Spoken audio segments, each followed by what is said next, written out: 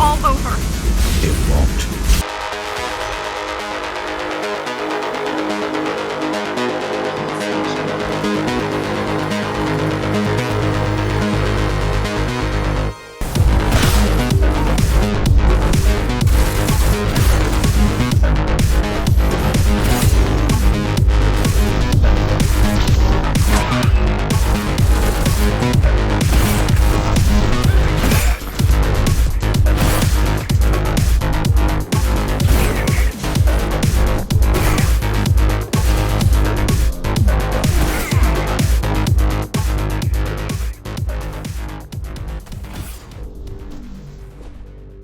Hello everybody. Today's game up for review is Ghostrunner, and if you don't know anything about this game, think Hotline Mario. Ghostrunner is an action platformer with fast kinetic combat, and it's really good. It's not only one of the few good first-person platformers, but it's probably the best first-person action game, or at least it's definitely the best that I've ever played, and that includes Dark Messiah. So let's get into why, shall we?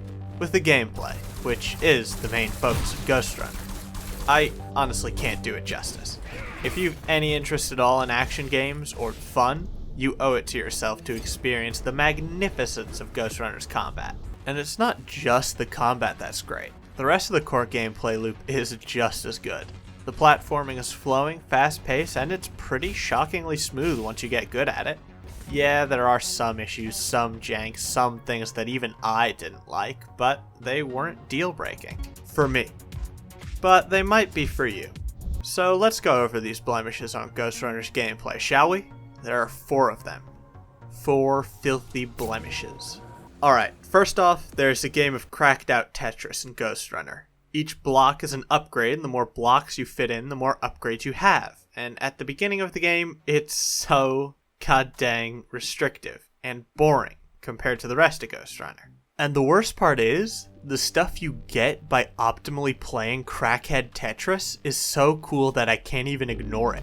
Like, the ability to deflect bullets back at your enemies is locked behind Tetris. What the fuck? Fortunately, this issue is completely fixed in hardcore mode since all the upgrades and abilities are unlocked from the start and your time spent playing Tetris to be able to play Ghostrunner is kept to a minimum. Ghostrunner also gives you so many fun tools to kill your enemies. Surge, Overload, Blink, Tempest, and honestly, none of them ever felt necessary. Like, sure, I used them because I had to record footage of them, but your basic Katana, Dash, and Zawardo are all so overpowered that I didn't ever need to use those abilities. And as if that wasn't enough, there are also temporary bonuses that make the extra abilities you get even less necessary.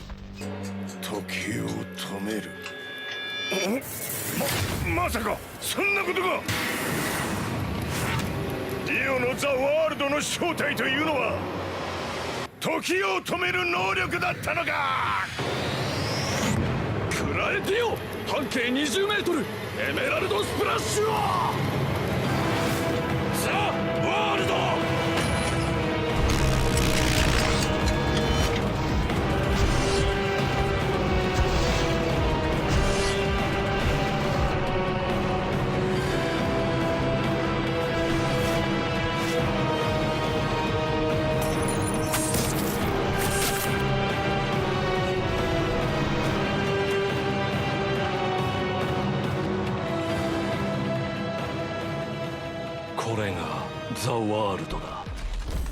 Unless, of course, we're talking about hardcore mode. There, the enemies and level geometry are tough enough that it practically forces you to use all your arsenal if you even want to have a prayer of winning, which is great. The third issue is the enemies. Towards the end of the game, the basic enemies get pretty easy, and combat borders on repetitive. So, Ghostrunner, being the fresh, excellent game that it is, introduces some more advanced enemies. Like 3 times. The main campaign is just so god dang short, which means that the advanced enemies are just so few and far between that they might as well not be there at all. Fortunately, this issue is fixed in hardcore mode since the advanced enemies are there from the start. The fourth major issue is the Cyber Void. It's so boring. Why would I want to stop the action of the normal game to solve some lame puzzles? I get that it's to break up the monotony of the core gameplay loop, but the enemy diversity and extremely varied level geometry and Tetris already does a fine job of keeping the gameplay fresh. So why do you need these annoying, usually easy puzzles? Yep, it's a good thing these Cybervoid sections are automatically skipped in hardcore mode. You notice something? Pretty much all of Ghostrunner's main issues are just magically fixed in hardcore mode. Except for one. Ghostrunner has some weird technical issues and jank in some parts. Like here, I'm trying to use sensory boost, but the game simply says no. Also, sometimes Ghostrunner will randomly lag or won't mount a platform, or will mount a platform when I'm trying to wall run. It's a bit weird and very inconsistent. It never really impacted me that much, since even when the jank got me killed, Ghostrunner's fast restarts kept my frustration to a minimum. But if you're the type that can't deal with any jank whatsoever, then it sucks to be you. I'll be having fun playing this game while you won't. Alright, now onto the visual and audio presentation. The sound of Ghostrunner is nice. Well-designed, believable effects that immerse you in Ghostrunner's world. It's important for sci-fi things like Ghostrunner. If you don't believe in the world, you won't care at all about anything that's happening in it. I mean, it's not like Ghostrunner has the best sound I've ever heard, but it's pretty goddamn good. The sword parry and bullet reflect sounds in particular are great. It really helps the combat. Honestly, peerless sound design isn't super necessary for these fast-paced type games. You're usually a bit busy killing or dying to listen too closely, so as long as it's passable, you can basically get away with it. But Ghostrunner went beyond that to create a fairly excellent soundscape. The soundtrack is cool too. Fun, electro, techno, yet retro, you know. It's good. Works with Ghostrunner's aesthetic and is just nice to listen to. Now onto the visual presentation. Since the pace of this game is so fast and you can make your way through levels without noticing any of the finer details, this game goes so frickin' hard on its levels. Way harder than is necessary. Not that I'm complaining. Despite being designed to encourage speedrunning, all the levels have incredible detail put into them. Like, look at this stuff. This area in the city is completely optional and it still looks great. Some of this stuff is genuinely impressive, even compared to some of today's other graphical giants. And that's not even all. For a game with such a tight focus on mechanics and gameplay, the plot in the world is shockingly good. In terms of the world, there's tons of little details that make it so much better. Like how your platforming obstacles aren't just obstacles. For example, how these hooks are used to transport cargo, or these heat beams being used to smelt metal, or these grinders being used to crush up debris. Touches like these help Ghostrunner's levels seem more like real places, as opposed to just tightly designed platforming challenges with no real justification. I'm honestly kind of blown away as to how much effort was put into making this weeb simulator actually convincing. And then there's Ghostrunner's plot. Don't worry, for now this is just a general plot summary, stuff you could probably get from the trailer. Basically, the premise is that you're the last Ghostrunner, named Jack, who is told by the Architect, the previous ruler and creator of Dharma Tower, to kill Mara, the current ruler of Dharma Tower. Dharma Tower is the last bastion of humanity after an apocalyptic event known as the Burst, by the way, and is also where Ghostrunner takes place. Pretty cool premise, yeah? And then there's the specifics of Ghostrunner's plot. Pretty major spoilers ahead. Skip to here if you don't want to listen to it. We good? Aight, we good. So, most of the plot focuses on the struggle between Mara and the Architect for control of Dharma Tower. There's a lot of pretty interesting dialogue and arguments for and against each side, the Architect or Mara. The entire game is the Architect whispering in your ear about his justice and his vision, all the while moving up the tower and showing you the Architect's failings. Some people I've seen have an issue with how the Architect is the big twist villain at the end, but I disagree. I feel like the Architect turning out to be evil was not only completely predictable, but also deliberately designed to be. And Mara, well, she's the main antagonist. The current iteration of the tower is Mara's fault, and it shows in no uncertain terms her brutality and disregard for human life. Yeah, look, okay, the plot isn't exactly subtle, but neither is literally anything else about Ghostrunner. And did you really pick the slash people in half with a time-slowing robot game for its subtlety?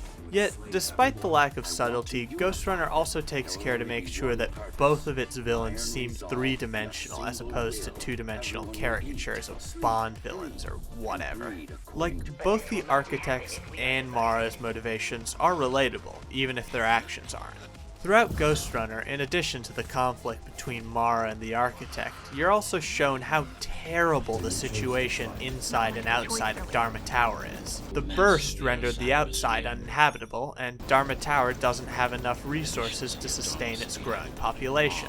So Mara is trying to reclaim the outside of Dharma Tower by making people into over-augmented monsters. It's true that that's extreme, but Dharma Tower can't sustain the human population, so the only other realistic options is mass killings or letting humanity die out. Not only that, but Mara made you, and you're a frickin' superhuman, time-slowing, organic robot thing, whatever. So her plan to augment people isn't completely ludicrous. The Architect, on the other hand, wants to enslave all of humanity in Dharma Tower to salvage the ruins of his failed creation. Now, that might seem extreme, but the only other realistic options are mass killing, Mara's plan, or to let humanity slowly die out, as it's stated quite a few times throughout the game that Dharma Tower, in its current iteration, doesn't have enough resources for everyone. So, which option do you pick? It's a crappy situation, and the entire game seems like it's building up to making that choice, Mara or the Architect. And that's a pretty compelling and interesting dynamic, where you have to honestly ask yourself what you think is the better of two bad options. But then the ending happens. Jack kills both Mara and the Architect to set the tower free. Now, I don't mind a happy ending, and it makes perfect sense for Jack's character arc, but like, how? How do the people of Dharma Tower survive after both the Architect and Mara are dead and their plans with them? There isn't enough food or resources for everyone, so how exactly do the people of Dharma Tower solve that issue through the power of friendship and free will? I get that the game's ending is supposed to leave the specifics deliberately vague but imply that things get better, and there are certain bits of dialogue that allude to how Dharma Tower could possibly become self-sufficient again, but implications aren't enough to assuage my doubts. It makes Ghostrunner's happy ending feel a bit undeserved, and like you condemned humanity to a slow death. Minor issues with the ending aside, Ghostrunner's plot is actually pretty good. And what really sells the plot is its execution. There's quite a lot of ways that Ghostrunner tells you things about its world, which furthers the main conflict between the Architect, Mara, and Jack. Like how Mara condemns an entire sector to death just so she can send a message, and how the Architect's flaws are shown both through optional audio recordings and actual gameplay. Not only that, but the Architect found a way to bend every resident of the tower to his will, and you get to use that ability in combat. Yeah, for some reason, this mechanics-focused game absolutely goddamn nails gameplay narrative synchronicity. Instead of just telling you that the Architect is kind of a control freak, it shows you. And instead of just telling you that Mara is a brutal overlord who tramples on human rights like a horse on cocaine, it shows you. But, like, what the hell? Why? I'm not complaining or anything, it makes something that was already worth it for the combat alone even better, but like, those poor developers and writers. Are you okay? Are you getting enough sleep? Blink twice if you need a break. Oh, they added an upgrade for that. And then there's the group that I've held off from mentioning, the Climbers. They are practically useless throughout the game, so their contribution to gameplay is almost zero, which is why I haven't mentioned them yet, and why this will be the last time I mention them. But yeah, even having sympathetic and relatable villains with well-established motivations is incredibly rare and worthy of praise, since that is hard as hell to do, even harder to do well, and even more harder to get me to like it. We also have a non-silent protagonist, which is always a plus as far as I'm concerned, especially if the protagonist has an actual arc that's like good. Yeah, it's a bit subtle and bare bones since Jack doesn't talk all that much, but I was actually pretty invested in it and really liked the way it concluded, despite my problems with the ending. One last thing before the wrap up. Hardcore mode is just so frickin' weird to me. It totally seems like Ghostrunner's intended difficulty. If hardcore mode wasn't added in a post-release patch, I'd think that hardcore mode was the intended difficulty for Ghostrunner. After playing hardcore mode, you realize just how much Ghostrunner can still develop its core mechanics. I'm not saying that they're underdeveloped or anything, hell no. Normal mode, even by itself, is well paced in its combat, plot, and only a bit slow on ramping up the platforming difficulty. But the potential for expansion gets me hyped as hell for a possible sequel. But seriously, developers, please take your time. Don't push yourself. I'll be replaying this game for a while, so you got time. That should about cover it for Ghostrunner. If you have any sense of fun and a few spare hours, give it a shot. Ghostrunner is not that long and not that expensive. It even goes on sale occasionally. You'll not find many games better than this, despite my issues with the plot, a few issues with the gameplay, and a bit of jank. With that, let's give Ghostrunner its final score. Ghostrunner gets a JoJo reference out of a Samurai Jack reference. Alright, that's all for today. Utica7, signing off.